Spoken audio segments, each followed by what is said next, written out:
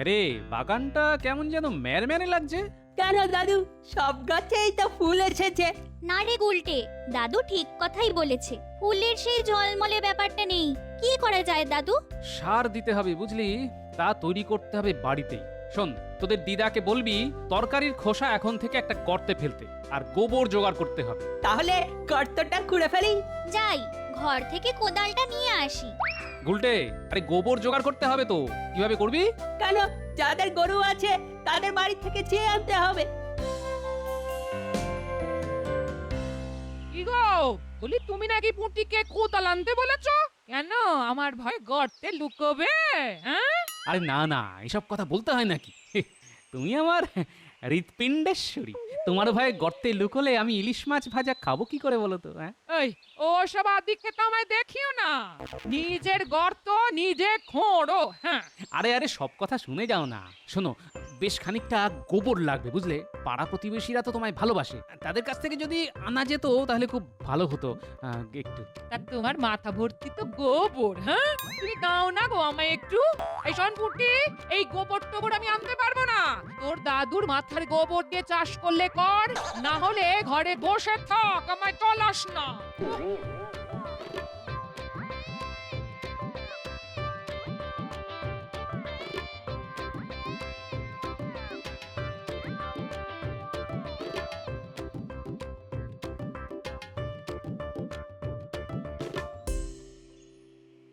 মন্ত্রীমশাই নেই, কিন্তু আমাদের ডাকলেন যে। যাক, চিনতে পারিসনি, তাহলে ছদ্মবেশ ঠিকঠাকই আছে। আমি নগর ভ্রমণে বেরোবো, তোরাও আমার সঙ্গে ছদ্মবেশে যাবি। কি কাজে যাব সেটা তো আগে বলুন। আমি আমার জনপ্রিয়তা যাচাই করতে যাব, তাই এই ছদ্মবেশ, বুঝলি? এই কাজটা আপনি না করলেও পারতেন, কি দরকার একবারই অপমানিত হওয়ার। যত বড় মুখ নয় তত বড় কথা, আমি হব অপমানিত? দেখবি আমার সম্পর্কে কেমন সুন্দর সুন্দর কথা বলে, দেখে নিস বটা, তোর কথা সত্যি হয় না আমার কথা। কেন কথা বাড়াচ্ছিস বটা? মন্ত্রী মশাইয়ের ইচ্ছে হয়েছে তিনি নগর ভ্রমণে যাবেন, আমরাও যাব, কিন্তু আমাদের পারিশ্রমিকটা কে দেবে? সারাদিন শুধু মোহর আর মোহর। হ্যাঁ রে, তোদের কি আর কোনো কাজ নেই? হ্যাঁ, নেই বলেই তো আপনার সঙ্গে বেরোচ্ছি। কি হবে তা তো জানি, তবুও মন্ত্রীর হুকুম তো আর ফেলতে পারি না।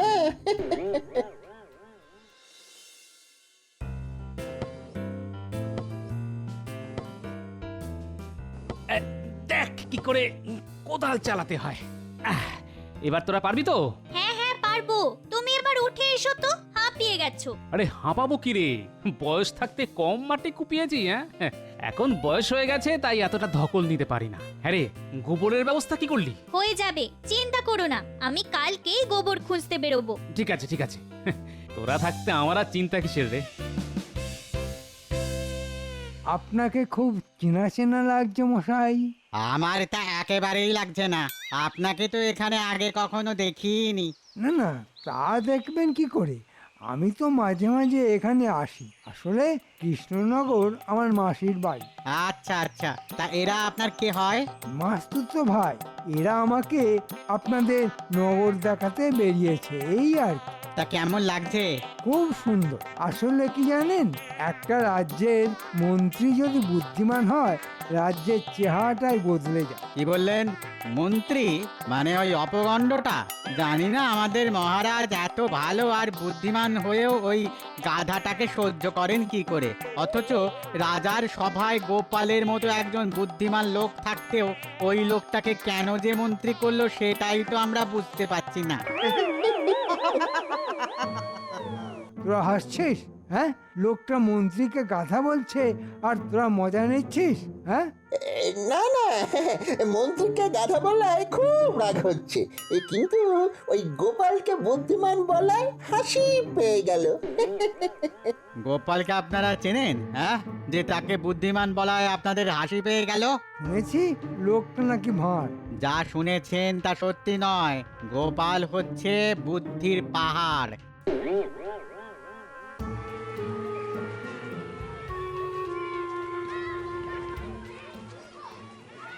কি দেবো মশাই? না, আমরা এই দোকানপত্র দেখতে বেরিয়েছি। তা কেমন চলছে সব? কি করে আর চলবে বলুন? মহারাজ এমন একটা মরকটকে মন্ত্রী বানিয়েছে যে কিছুতেই দাম ঠিক রাখতে পারছি না। আপনারা কি রাজবাড়ি থেকে আসছেন নাকি? তাতে তোমার কি? হ্যাঁ, তুমি রাজ্যের মন্ত্রীকে মরকট বলবে আর আমরা তা মেনে নেব? মরকট কি বলছেন? হ্যাঁ, লোকটা মূর্খ, অপগণ্ড, অপদার্থ, সারমেয়র চাইতো অধম। হ্যাঁ, আপনারা কে আমি জানি না, তবে স্বয়ং মহারাজ আসলেও আমি একই কথা বলতাম এবং এটাও বলতাম যে আপনার কি মস্তিষ্কের বিকৃতি ঘটেছে যে গোপালকে বাদ দিয়ে একটা ভণ্ডকে মন্ত্রী করেছেন? হ্যাঁ, এত বড় কথা? হ্যাঁ, একটা রাজ্যের মন্ত্রীর নামে এসব কথা বলা? বের করছি। এই যান যান মশাই যান। হ্যাঁ, আমাদের গোপাল আছে, সেই বাঁচাবে। মহারাজও গোপালকে ভালোবাসেন আর আমরাও। যান যান যান। এবার এখান থেকে চলে যাওয়াই ভালো, কি বলিস ঘটা? আর থাকা উচিত না রে, থাকলেই মার খেতে হবে।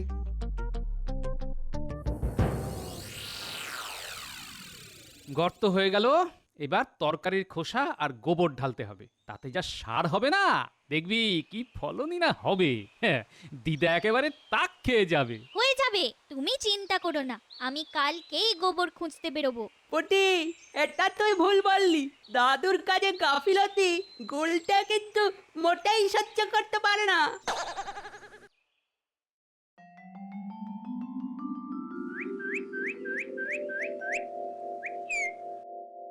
মহারাজ, কৃষ্ণনগরে আর কান পাতা যাচ্ছে না। কেন কেন কেন, কি হলো মন্ত্রী? আসলে কি হয়েছে, আপনার অনুমতি না নিয়ে এই ছদ্মবেশে কাল নগর পরিদর্শনে বেরিয়েছিলাম। তাতে যা শুনে আসলাম তাতে লজ্জায় আমার কান লাল হয়ে উঠেছে। কি লজ্জা, কি লজ্জা!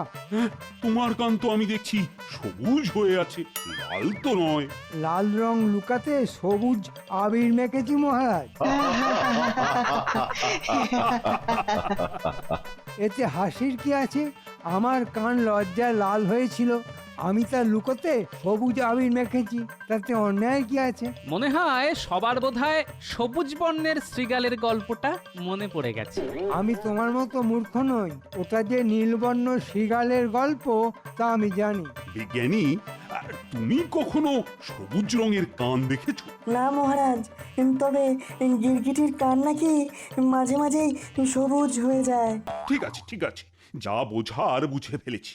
এবার মন্ত্রী, তুমি বলো তো, নগর ঘুরে তোমার কি অভিজ্ঞতা হলো? কিছু ভালো, কিছু খারাপ। যেমন যেমন মানে তোমার সম্পর্কে কে কি বললো? বললো আমি নাকি অপগণ্ড।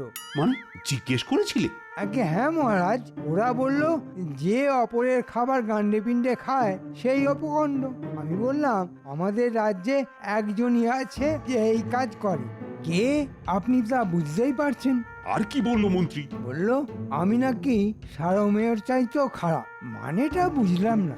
মানে খুব সহজ মহারাজ, সারমেয় প্রভুভক্ত এক ধরনের প্রাণী, রাস্তাঘাটে খুব দেখা যায়। মন্ত্রী কতটা রাজভক্ত তা বোঝাতেই তারা এই কথা বলেছে। মন্ত্রী, তুমি আর তোমার প্রজাভক্তি নিয়ে কখনো কাউকে কিন্তু কিছু জিজ্ঞেস করো না।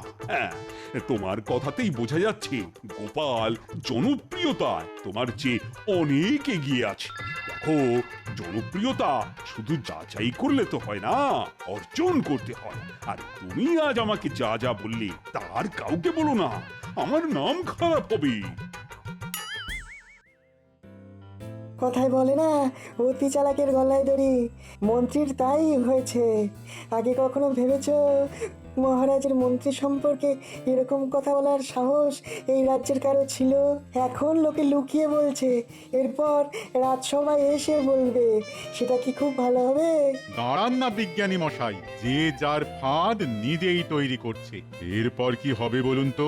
গোপালের ওপর প্রতিশোধ নিতে আবার ল্যাজে গোবরে হতে হবে, দেখে নেবেন। আমারও তাই মনে হয়, দেখা যাক।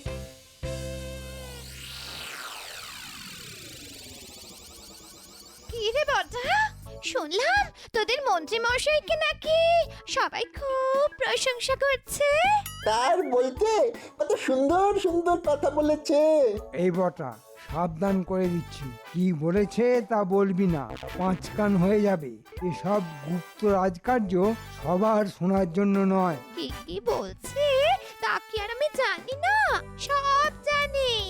নগর করি সবাই জেনে গেছে যে মন্ত্রী তার জনপ্রিয়তা যাচাই করতে গিয়ে একেবারে লাজে গোবরে হয়ে গেছে। লোকটার মাথায় যে গোবর আছে তা কেউ বলেনি। কি বললে কি বললে কি বললে? গোবর?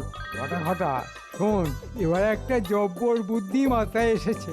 আবার বুদ্ধি এলো মাথায়? আপনার মাথা বটে একটা, গোবরে আর বুদ্ধিতে ভরপুর। তা এবার আমাদের কি করতে হবে? কাছে আয়, চুপি চুপি বলি, কেউ যেন জানতে না পারে। ও, আমাকে বাদ দেওয়া হচ্ছে না? বটা শোন, কাল সকালে আমি বাপের বাড়ি যাচ্ছি, আমার জন্য একটা গরুর গাড়িটাকে দিস।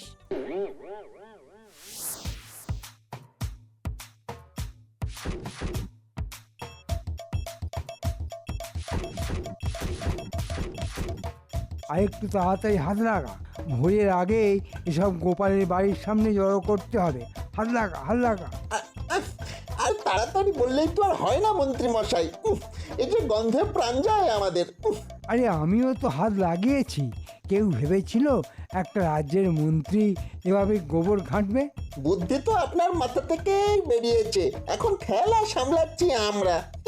যা হয়েছে তাই নিয়ে চল, নইলে পুরো বুদ্ধিটাই ঘেঁটে যাবে। চল, আর দেরি করিস না।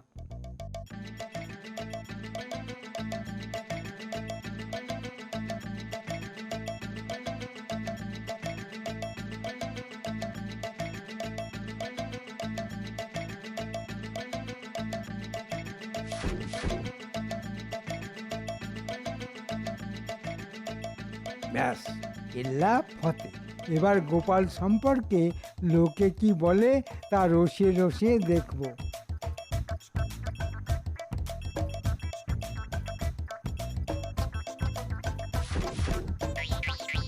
এবার চলুন চলুন, গায়ে একেবারে ওই পচা গন্ধে বমি পেয়ে যাচ্ছে।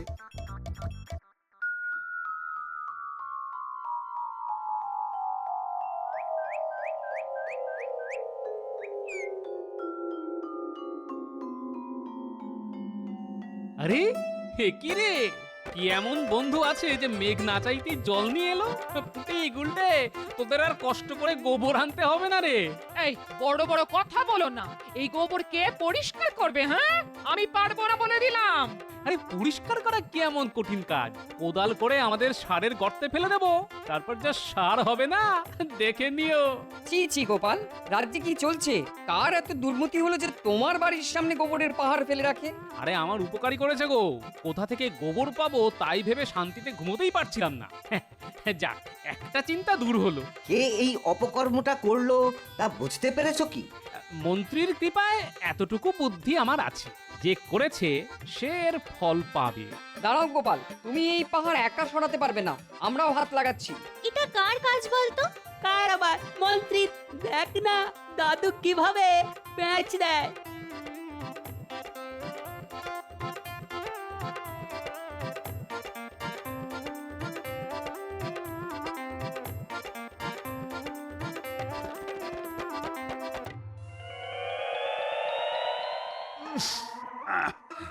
আচ্ছা, কার গা থেকে এরকম উৎকট গন্ধ আসছে বলো তো? কার আবার? মন্ত্রীর গা থেকেই তো মনে হচ্ছে। কি মন্ত্রী, তুমি কি কাল রাতে পচা পুকুরে ডুব দিয়েছিলে নাকি? হ্যাঁ মহারাজ, মন্ত্রী কাল গোবরে পদ্ম ফুল খুঁজতে গিয়েছিল, না পেয়ে আমার বাড়ির সামনে ফেলে দিয়ে গেছে। শুধু ফেলেছে কি, একেবারে পাহাড় বানিয়ে দিয়েছে। প্রমাণ দাও যে আমিই ফেলেছি। খুব সহজ, ওর গায়ের গন্ধ নিন আর আমার বাড়ির গোবরের গন্ধ কাউকে দিয়ে নিয়ে আসুন, দেখবেন একই গন্ধ। মন্ত্রী, সত্যি কথা বলো, তুমি গোবর ছড়িয়েছো গোপালের বাড়িতে? আসলে মহারাজ, কৃষ্ণনগরে এত গরু যে বাড়িতে বাড়িতে খুব বেড়ে যাচ্ছে, তাই কি আর করব, কোথায় ফেলবো কিছু ভেবে না পেয়ে গোপালের বাড়িতেই ফেলতে বলেছিলাম। মহারাজ, মন্ত্রী আমার প্রকৃত বন্ধুর কাজই করেছে। এই গোবর থেকে যে ফলন হবে তা কিন্তু মন্ত্রীকে নৈবেদ্য না দিয়ে আমি মুখেই দেব না। না মহারাজ, আগে গোপাল খেয়ে বেঁচে থাকলে আমি নিশ্চয়ই খাবো, কথা দিচ্ছি। গোবর এভাবে চুরি করা মানে আমাদের সম্পদ চুরি করা। হ্যাঁ, আমি গোবর সার তৈরি করছিলাম, সব চোরে নিয়ে গেছে। এটা কি মগের মূল্য নাকি? আমার সামান্য গোবর এখন ঘুঁটে বানাবো কি দিয়ে? আরে রান্নাই তো হবে না, এর একটা বিহিত চাই। গোবরগুলি সব গর্তে ফেলেছিস তো? হ্যাঁ দাদু, দিদাও তরকারির খোসা ওখানেই ফেলছে আজ থেকে। শোন, একটা কাজ করতে হবে, কাগজে লিখতে হবে যাদের যাদের বাড়ি থেকে গোবর চুরি গেছে তাদের তাদের বাড়ির দরজায় লিখে রাখবে মন্ত্রী মশাই এই গোবর চুরির সমপরিমাণে সোনার মোহর দিয়ে দেবেন। কালকে মন্ত্রীর বাড়িতে সবাইকে আসতে অনুরোধ করা হচ্ছে। ফল কি হবে তা বুঝলি? হ্যাঁ?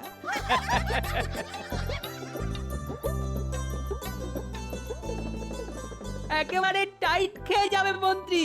বুলটে, সব কটা বাড়িতেই কিন্তু কাগজ ছাঁটতে হবে, কেউ যেন বাদ না যায়। জানি, যা কাগজ এনেছি না তাতে কৃষ্ণনগরের একটা বাড়িও বাদ যাবে না। তুই আমাকে আঠার বালতিটা একটু এগিয়ে দে।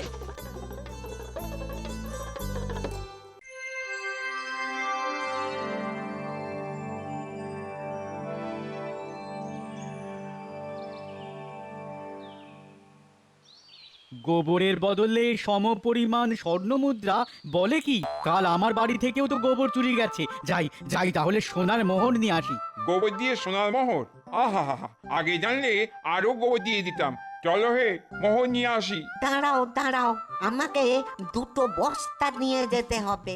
বাপরে, এত মোহর তো রাজার কাছেও নেই। কেমন জানি সন্দেহ হচ্ছে, মিথ্যে নয় তো? তোমার সব ব্যাপারই সন্দেহ। দেখছো তো পরিষ্কার করেই লেখা আছে গোবরের সমপরিমাণ সোনা দেওয়া হবে। গেলে চলো, নইলে আমরা চললাম। তুমি তোমার সন্দেহ নিয়ে থাকো।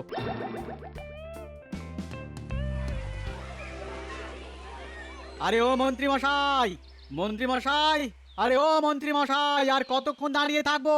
বললি স্বর্ণ মুদ্রা দেবেন কি দেবেন না বলে দিন। এইভাবে আমাদের হেনস্থা করা কিন্তু আমরা সহ্য করব না।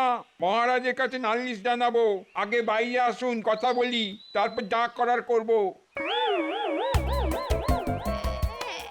যেমন কর্ম তেমন ফল। গিন্নি, এসব গোপালের কীর্তি। ঠিক আছে, এক মাঘে শীত যায় না, আমিও দেখে নেব। আগে লোকজন সামলাও, তারপর তো গোপাল। তুমি একটু সামলাও না গো, আমি একটু রাজার কাছে কথাটা পেরিয়ে আসি। গোপাল আমার বাড়িতে লোক লেলিয়ে দিয়েছে। সে আমি পারবো না বাবা, লোক সামলানো আমার কাজ নয়। আমারও নয়, আমি বরঞ্চ পালাই।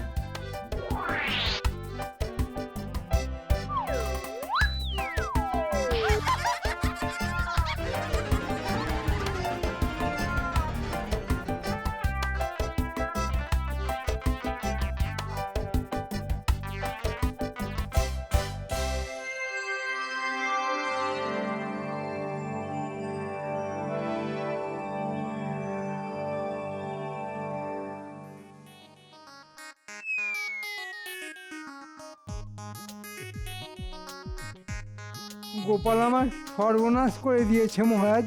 কেন কেন কেন? গোপাল আবার কি করলো? ওই তো লক্ষ্মী ছেলের মতো বসে আছে। আপনার আশকারাতেই ও নিজেকে এখন মহারাজ ভাবতে শুরু করেছে। সেটা তো লোকে তোমার সম্পর্কেও বলে। মহারাজ, মন্ত্রীর যা অবস্থা হয়েছে মনে হয় ওর কোনো বিপদ হয়েছে। ওকে রক্ষা করাই এখন আমাদের প্রধান কাজ। হ্যাঁ হ্যাঁ, সেটাই করা উচিত। বলো মন্ত্রী, কি এমন বিপদে পড়েছো যে এভাবে রাজসভায় ঢুকে পড়েছো? বিপদ বলে বিপদ, গোপাল আমার পিছনে লোকজনকে খেপিয়ে দিয়েছে। তারা আমার বাড়িতে হামলা করার জন্য জমায়েত হয়েছে।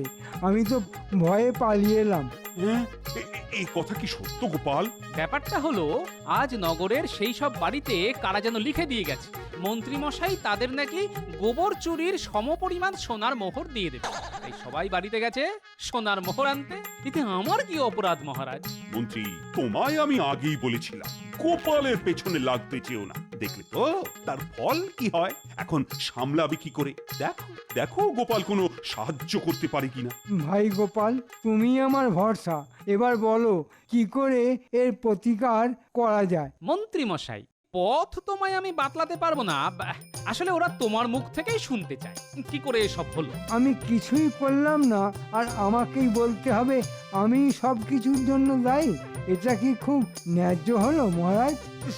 আহ, তোমার গা থেকে না এখনো পচা গোবরের দুর্গন্ধ বার হচ্ছে, আর তুমি বলছো কিছুই করুন। শোনো মন্ত্রী, যে যে বাড়ি থেকে গোবর চুরি করেছো সেই বাড়িতে ওই গোবর কিন্তু ফিরিয়ে দিতে হবে, এই আমি বলে দিলাম। এখন গোপাল যা বলছে তাই করো, না হলে কিন্তু আমি তোমাকে কোনো রকম সাহায্য করতে পারবো না। ঠিক আছে, আপনি যখন বলছেন তখন তাই করা যাবে। তবে আপনি না বললে আমি কিন্তু গোপালের কথা শুনতাম না। মহারাজ, একেই বলে কয়লা শত ধৌতে ন ময়লা ন পচন্তি। মানে কয়লা শতবার ধুলেও ময়লা পরিষ্কার হয় না। বাঁচতে গেলে আমার সঙ্গে তোমায় যেতেই হবে। যাবে কি যাবে না? হ্যাঁ, মহারাজের আদেশ, যেতে তো হবেই।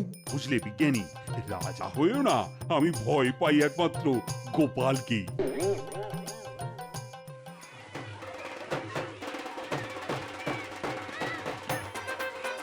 শোনো ভাই সব, ব্যাপারটা খুব গোলমেলে। বাইরে থেকে কিছু লোক আমাদের রাজ্যে এসে গোবর চুরি করে আবার মন্ত্রীর বাসভবনে লিখে গেছে যে গোবরের সমপরিমাণ সোনার মোহর দেওয়া হবে। এখন তোমরাই বলো, এটা কি মহারাজের পক্ষে সম্ভব? তাকে তো দেউলিয়া হয়ে যেতে হবে, তাই না? হ্যাঁ, তত বটেই।